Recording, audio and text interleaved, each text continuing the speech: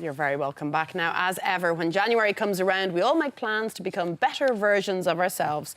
But it's difficult to do when we take on so much upon ourselves, both in work and in our home life. With this in mind, productivity coach and author Ciara Conlon joins us with advice to help make the most of our time. Good morning, Ciara. Thanks for joining us. Hi, Ciara. So what is a productivity coach and why might we need one? Yeah, well, productivity is really about focusing your attention on the right things so that you achieve your goals.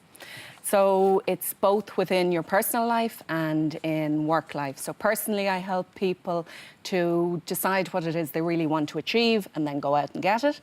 And then in a work environment, I would work with teams, helping them to increase performance and make sure they're focusing on the right organisational goals. So is it just that we mainly tend to muddle through life at a fairly frantic pace, that we don't ever stop, take stock, reflect and think about what we want, so we don't have goals? That's exactly it, yes. So we're all busy, we all work very hard, but does that get us to the place we want to go? So we spend a hell of a lot of time doing the things, but maybe they're not the right things to give you the outcome that you want. OK, so we're firefighting without taking a look at the bigger picture, I suppose. You have written the book Productivity for Dummies, so you are an authority on this subject. Let's talk through the tips for increasing our productivity, Ciara. Your first one is get clear about what you want.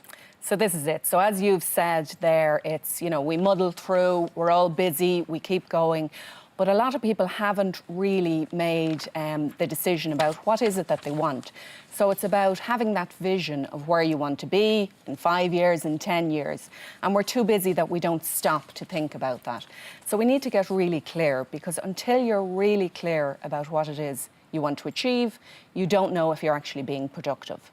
So that is the first thing that we need to focus on. I suppose we have to be realistic as well. I mean, you can write down we want to win the lottery, but, it's more than likely, unfortunately, not going to happen to all of us. Well, that one is not within your own control. So we can set wild goals, big goals, as long as you can see a path to how that is possible. Okay. So in the past, I would have set financial goals, but didn't achieve them because I didn't really believe that this big number was within my power.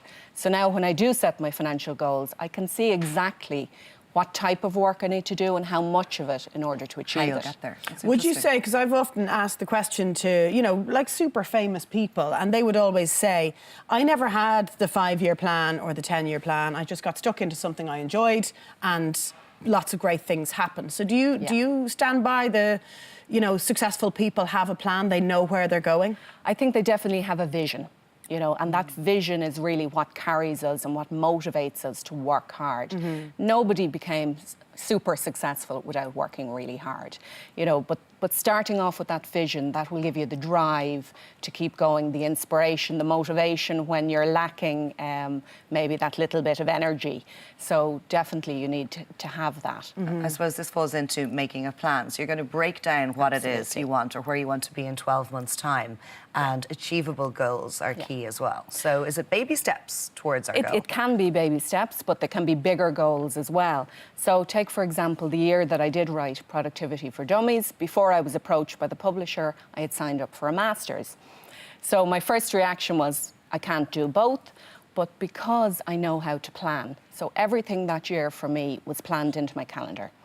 My writing, the times that I would write, the times that I needed to do assignments, and I broke it down from, the end deadline to each month, what I needed to do each month.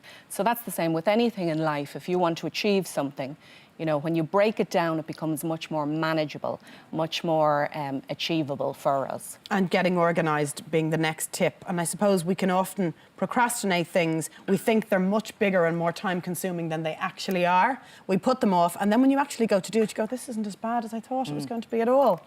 That's often the case, yeah. And really what procrastination is that you haven't prioritised the thing you want to achieve. We think, I really want to do this, but I'm a big procrastinator. And I think that's a lot of crap. It's because you haven't really decided this is really what I want to do in life. And when you do prioritise it, everything else will move aside for you. So getting organised, we're all very disorganised.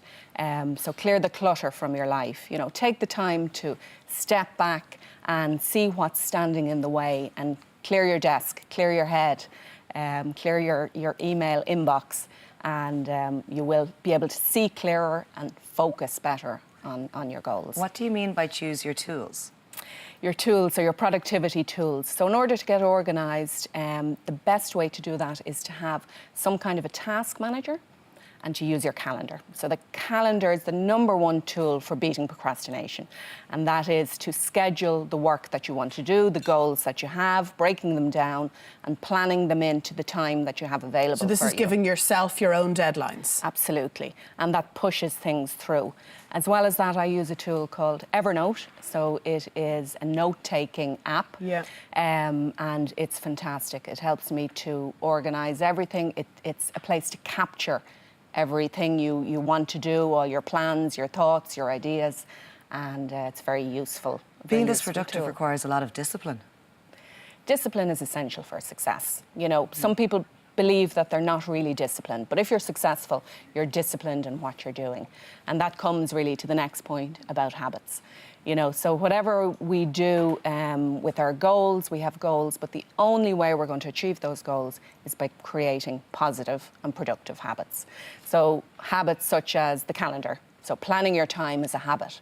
If you want to run a marathon, you have to have the habit of running. You know, if you want to write a book, you have the habit of writing. So these habits that we create, they all add up to our day and our week and how successful we're going to be overall. Okay. You've inspired us. You've given us a kick up the you-know-what. It's what we all need in January, I think, isn't it? Absolutely. Yeah. Ciara, thank you very much for coming in this morning. Ciara, thanks so much.